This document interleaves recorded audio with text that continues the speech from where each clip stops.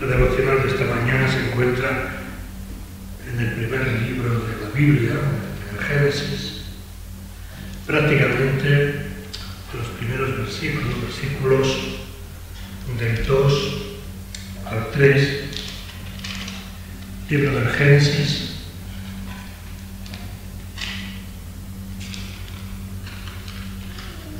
capítulo 1, versículos del 2 al 3.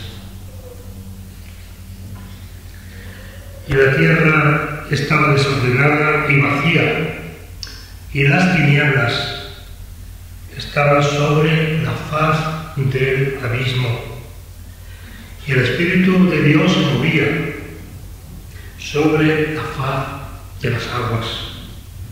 Y dijo Dios: sea la luz, y fue la luz. Hasta aquí su palabra, la palabra de nuestro Señor Jesucristo, perdón, de nuestro Señor. Podríamos titular en esta mañana el tema del devocional como las promesas de Dios. Si nos fijamos bien en las Escrituras, uno de los temas más principales entre los temas que hay en la Escritura son las promesas de Dios. No son promesas dichas de una manera fatua, superficial, sino son promesas firmes. Dios dijo e hizo y hará, es decir, y hace todo cuanto forma parte de la creación.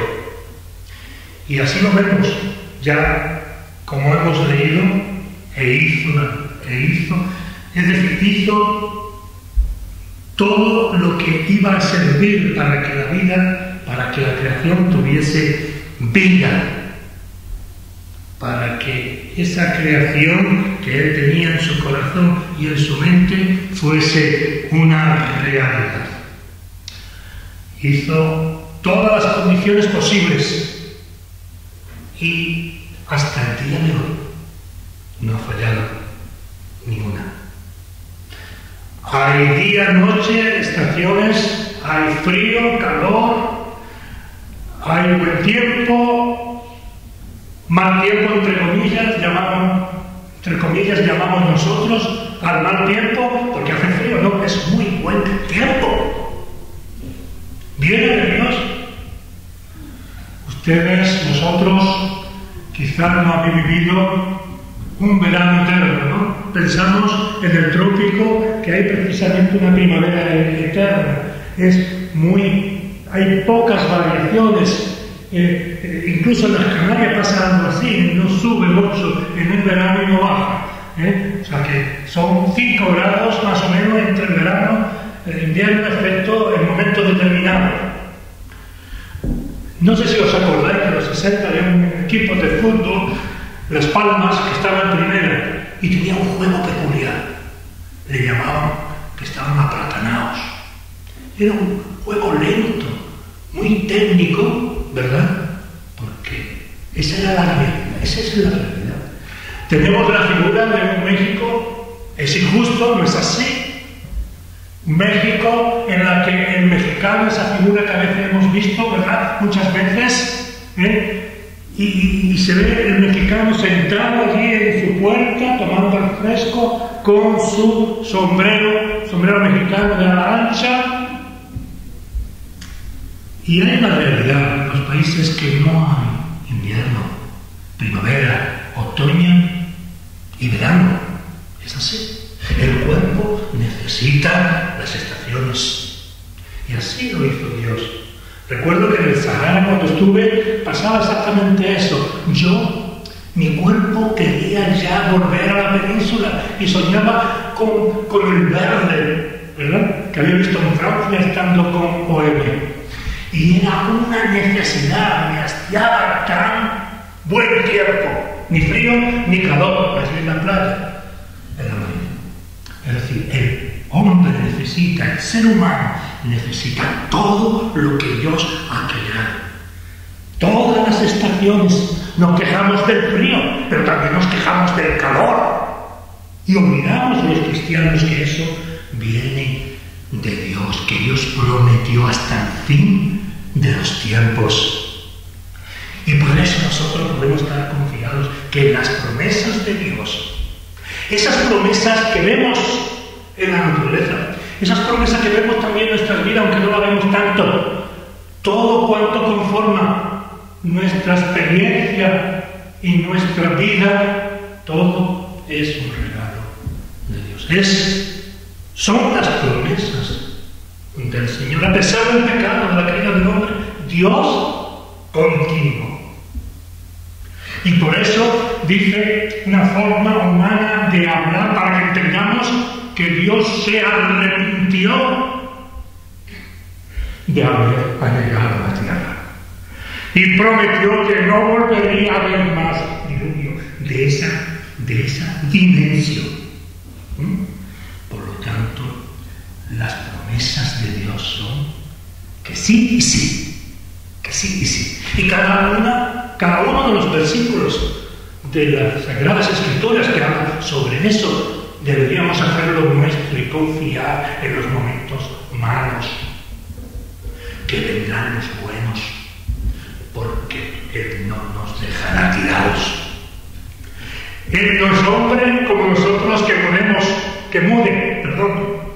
Dios no muda, Dios no cambia. Por eso debemos imitar a Abraham, ¿verdad? Fijaos las promesas que les hace a nuestro padre Abraham. Y promesas que van más allá del mantenimiento del día a día. Promesas en las que Dios, a través de esas promesas, perdóname que repita tanto esto, pero es importante, a través de estas promesas dadas a Abraham, hace el primer diseño. Dios hace un diseño del pacto de gracia, como diciéndole al hombre: caíste, estás condenado, pero yo haré un pueblo, de ti saldrá un pueblo, para la gloria, para la honra del Señor. Y Abraham creyó, tanto que no dudó en llevar a su hijo hasta el sacrificio, ¿verdad? Fijaos, todos somos padres y madres aquí, ¿verdad? ¿Cómo? Si Dios tuviera tenido una experiencia similar a la que tuvo Abraham, tú no lo creerías. ¿Cómo es posible que Dios me mande a matar a mi propio hijo? No lo entendemos, no lo comprendemos, pero sí que comprendemos que Dios enviase a su propio hijo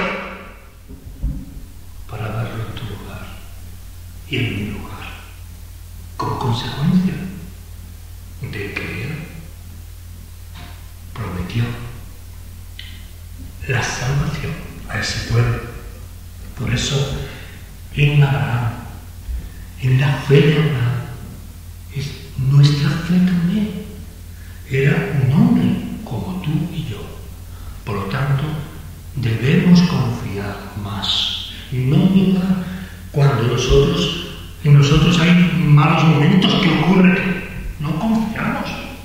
Si hay malos momentos, sea enfermedades, sea falta de trabajo, sea lo que sea, todo lo que sucede en cualquier vida y en cualquier persona, entonces nosotros no tenemos confianza en Dios. Nuestra fe flaquea. Muchos dejan de venir, ¿no? Porque no confían en el Señor. Llamaba ayer a una hermana que lleva mucho tiempo sin asistir a ninguna iglesia, y en el fondo de su corazón había eso, falta de confianza en el Señor. Porque cuando dice que tú tienes falta de confianza en los hermanos, no tienes confianza en el Señor, porque maldito el hombre que confía en el hombre. No te fíes de mí porque te puedo engañar, te puedo defraudar.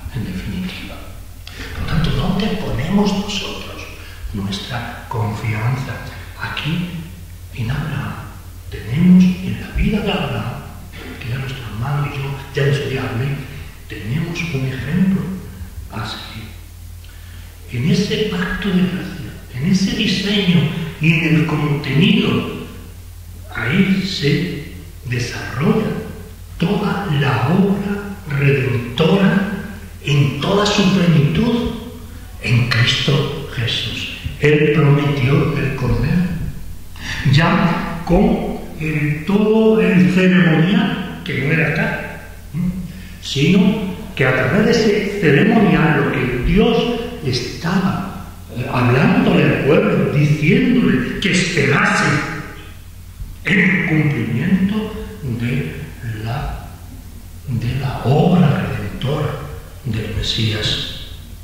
Por eso, todas estas afirmaciones, que hay muchas, vamos a leer algunos textos, muchas afirmaciones aquí, lo que hemos leído dirá, bueno, eso aquí no hay así, dice en el textual, digamos que podría ser, y yo haré esto, de los versículos del 2 y 3.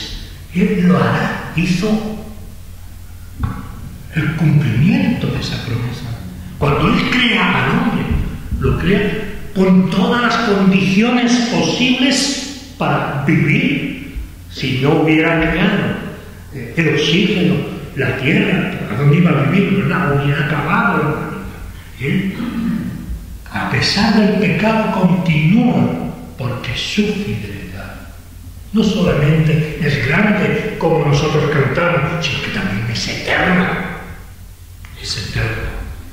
Por eso, aquí, en cada una de las promesas de Dios, en todas ellas, está implícito la salvación, el retornar, que su pueblo, que un pueblo que Él por amor escogió, retorne a esa comunión, a ese trato, a esa relación, a esa comunicación para la gloria de Él. Fijémonos en la expresión que encontramos muchas veces en yo haré. Yo haré. No es una vez, ni dos, ni tres, sino muchas. Yo haré esto y lo cumpliré. Cuando Dios habla, es que habla, es que sí, es sí y es amén, repito nuevamente. Es importante. Por eso, nuevamente, llevo a vuestros oídos y me gustaría que llegasen a vuestros corazones que Él hará y lo hará. Y que todo lo que ocurre en nuestras vidas, incluso lo más negativo, es la forma que Dios tiene de hablar a sus hijos de una manera muy particular. Y al mundo también. Y al mundo también. Dice el Señor en su palabra: pero Yahvé había dicho a Abraham: vete de tu tierra y de tu parentela y de la casa de tu padre a la tierra que te mostraré, y haré de ti una nación grande, y te bendeciré, y engrandeceré tu nombre, y serás bendición. En todo esto, en todo este haré que el Señor hará, que el Señor lo completará. ¿Por qué? Porque en Él saldría el Mesías, ese Redentor que Él promete a su pueblo. Dios ama a Abraham y le dice en Génesis 13:16: y haré tu descendencia como el polvo de la tierra. Que si alguno puede contar el polvo de la tierra, también tu descendencia será contada. ¿Quién puede contar el polvo de la tierra? O las arenas del mar, ¿verdad? Así que la simiente de Abraham no podrá ser contada. ¿Y por qué dice esto? Porque no se está dirigiendo solamente a un pueblo determinado, al pueblo hebreo.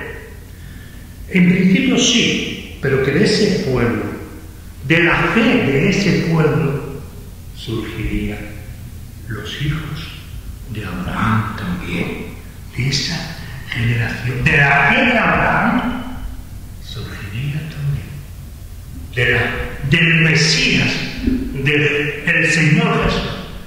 Sería un pueblo más allá de las fronteras físicas de Israel. El Evangelio sería predicado en todo el mundo y habría hijos de Dios de todas las generaciones y de todo tiempo. Ahí se está refiriendo el mismo Dios, representando en las partes, en todo el ceremonial judío, cuando en cada una de las partes del animal sacrificado estaba hablando a través de ese ceremonial al pueblo de que él quería que el pueblo se acordase, no olvidase que el Cordero de Dios moriría y a través de la muerte del Cordero de Dios confirmaría su pacto por su resurrección. Este pacto no se puede entender, este pacto que hace Dios, ese yo haré, ese pacto no puede entenderse como un acuerdo entre partes iguales. No es que nosotros hayamos dicho, bueno, Señor, mira, vamos a llegar a un acuerdo tú y yo, como hacen los hombres. No se puede, no puede entenderse así porque no somos partes iguales a Dios, no somos iguales a Él, sino que es un testamento que Dios hace sin ninguna necesidad de su parte, un testamento que Dios hace libremente en su misericordia, en su amor a su pueblo. Cuando hablo del pueblo, hablo de mí, de ti, de cada uno de nosotros, de una manera particular. Siempre que leamos las Escrituras, es para nosotros, ¿verdad? Decimos, y es correcto que Dios es nuestro Dios personal, y es verdad, pero de una manera, entendiendo esto, que es mío, pero es tuyo, es el otro, de todo el pueblo de Dios. Por eso, Él hace este pacto libremente en su misericordia hacia su pueblo. Su bondad, la bondad de Dios, será universal porque alcanzará a toda, repito, a toda la raza humana, a todo pueblo de la tierra. Alcanzará esa misericordia, ese amor de Dios será extensivo. ¿Por qué? Porque el judío puede decir, bueno, ¿qué os tienen? No. La Escritura dice que el pueblo de Dios, y el pueblo de Dios era el pueblo hebreo. No. Es una forma de que Dios efectivamente elige un pueblo. ¿Para qué? Para que a través de este pueblo escogido, ese pueblo tan rebelde pero que amó, surgiera, saliera el Mesías que salvaría al mundo, a sus hijos, a aquellos que amó desde siempre. Sería alcanzados todo pueblo, toda raza de la tierra. Por eso el apóstol nos escribe en la carta a los Gálatas, capítulo 3, versículos 16 y 17. Ahora bien, a Abraham fueron hechas las promesas y a su simiente. Esto para confirmar lo que acabo de decir. Ahora bien, a Abraham fueron hechas las promesas y a su simiente. No dije y a las simientes, como si hablase de muchos, sino como de uno, y a tu simiente, la cual es Cristo, dice aquí el apóstol a los Gálatas. Esto pues, continúa el versículo 17, esto pues digo, el pacto previamente ratificado por Dios para con Cristo, la ley que vino 430 años después, no lo abroga para invalidar la promesa, y la promesa hecha a Abraham, sino que hay una unión entre la promesa de Abraham y la realidad de Cristo y la promesa de salvación dada más allá de la promesa, la realidad de salvación del pueblo de Dios. Y en el versículo 28 continúa, porque si la herencia es por la ley, ya no es por la promesa, pero Dios ha concedido a Abraham mediante la promesa. Por lo tanto, no es la ley, sino que en Cristo se hace la ley, se cumple la ley en Cristo Jesús, se cumple la promesa y se abre a toda criatura. No es el pueblo de Dios un pueblo físico con fronteras, con idiomas determinados, con un idioma determinado, sino, repito nuevamente, de toda parte de la tierra, de toda la humanidad, de todos los tiempos, será sacado el pueblo de Dios, será apartado, porque Dios así lo prometió. Las promesas hechas por Dios nos da a conocer que la salvación alcanzará, repito el concepto nuevamente, es importante, digo siempre, alcanzará a todas las naciones que encontrarían bendición en la simiente de Abraham. Por eso dice el libro de Génesis, que al principio leíamos como texto, bendeciré a los que te bendijeren, y a los que te maldijeren, maldeciré, y serán benditas en ti todas las familias de la tierra. Serán benditas en ti todas las familias de la tierra. Capítulo 12, 3, se lo dice a Abraham. Y hay muchos más textos, ¿verdad? Vemos también cuando Abraham intercede por Sodoma. Era un hombre como cualquiera de nosotros. Figuraos que estuviéramos en esa situación y que la Málaga actual estuviera en esa situación, que no está mejor actualmente.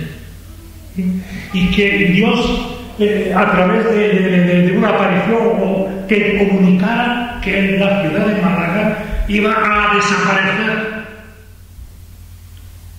Somos seres humanos, pero Señor, diríamos, hay niños y niñas, personas inocentes. Por eso fue la queja, ¿verdad? ¿Y qué ocurrió? Que fue bajando, bueno, si hay, y al final no había nadie. Si hay alguno que sea justo, perdonaré a toda la ciudad. Y al final no ocurrió, lo que el Señor había prometido hacerles. Por eso cuando Abraham intercede por Sodoma, dice en el capítulo 17 del capítulo 12, versículos 17 y 18, y Yahvé dijo, encubriré yo a Abraham lo que voy a hacer, dijo Dios, habiendo de ser Abraham una nación grande y fuerte, y habiendo de ser en él bendita todas las naciones de la tierra, se pregunta el mismo Dios, confirmando diciendo, posteriormente Dios instituye todas aquellas cosas que la ley preveía, como por ejemplo la circuncisión, no como una condición para poseer las bendiciones del pacto, sino una señal para Abraham y su simiente. Era una señal. También ocurre con nosotros. No solamente cuando hablamos del pacto, a veces escucho o he escuchado personas que unen el pacto o entienden el pacto de la manera que también sus hijos serán salvos. ¿No es así? Sus hijos tienen un plus, igual que los hijos de Israel tienen la maravillosa oportunidad de escuchar el Evangelio, de ser enseñado en la palabra de Dios como lo Dios. Pero el apóstol Pablo nos advierte que ni la circuncisión u obra que hombre busque para distinguirse no vale para nada. No vale para ganar las bendiciones del pacto de gracia. Por eso la Escritura nos dice que pues diremos, halló Abraham nuestro padre según la carne, porque si Abraham fue justificado por las obras, tiene de qué gloriarse, pero no para con Dios. Porque, ¿qué dice la Escritura? Creyó Abraham a Dios y le fue contado por justicia. Fijaos bien, creyó y le fue contado por justicia, pero al que obra no se le cuenta el salario como gracia, sino como deuda. Mas al que no obra, sino cree en aquel que justifica al impío, su fe es contada por justicia. Como también David habla de la bienaventuranza del hombre a quien Dios atribuye justicia sin obras. Las promesas del pacto no es extensiva con la descendencia física de Abraham. Por eso dice en Gálatas capítulo 3, versículo 7, sabed por tanto que los que son de la fe, estos son hijos de Abraham. Los que son de la fe, estos son hijos de Abraham. Por eso, hermanos, ni la circuncisión, ni nada humano puede salvarnos, sino la gracia de Dios a través de la fe, a través del reconocimiento del Hijo de Dios, de sus pecados, a través de su gracia. Por eso, estén circuncidados o no, sean hijos de padre creyente o no, si no hay esa fe, no hay salvación. La fe es solo la fe, como decían los reformadores, como decían los padres de la Iglesia, como dicen la misma Escritura en estos textos, son los que se salvan, son los que imitan la misma fe de Abraham. Y esta palabra de imitar quiere decir ponerla en práctica, ¿verdad? Ponerla en práctica. Este es el mensaje que quería llevaros en esta mañana a vuestros corazones, ¿verdad? Para que confiemos más en el Señor, mucho más de lo que hacemos, porque si lo hacemos así, seguro que vamos a encontrar bendiciones, vamos a estar más cerca del Señor y vamos a dar más gracias al Señor de lo que hacemos. Solo viviendo la gracia podemos vivir